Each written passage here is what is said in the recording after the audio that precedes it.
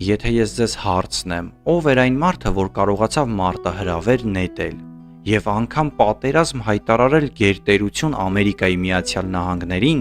ումից էին վախենում 20-րդ դարում Կոլումբիայի իշխանությունները, դատարանները, արդարադատության նախարարները, ոստիկանները եւ անգամ հենց Կոլումբիայի նախագահը, ակնհայտ է, որ դուք գիտեք այդ հարցի պատասխանը։ Պաբլո Էմիլիո Էսկոբար Գավիդիա։ Այն ինչ գրավեց Միացյալ Նահանգների կառավարության ուշադրությունը փողն էր։ Ամեն տարի Միացյալ Նահանգներից Կոլումբիա $1 միլիարդ էին գնում։ Էսկոբարը կառուցում է մի համակարգ, որը գործում է պետության նման։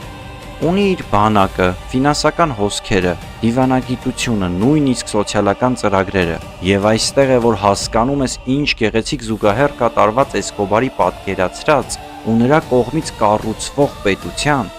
եւ կոլումբիական պետության դիմակայության միջև։ Երկուսն էլ պայքարում էին, որ չփլուզվեն։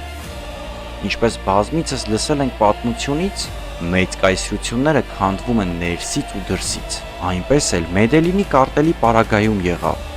Ներսից դավաճանություններ, սխալ հաշվարկներ,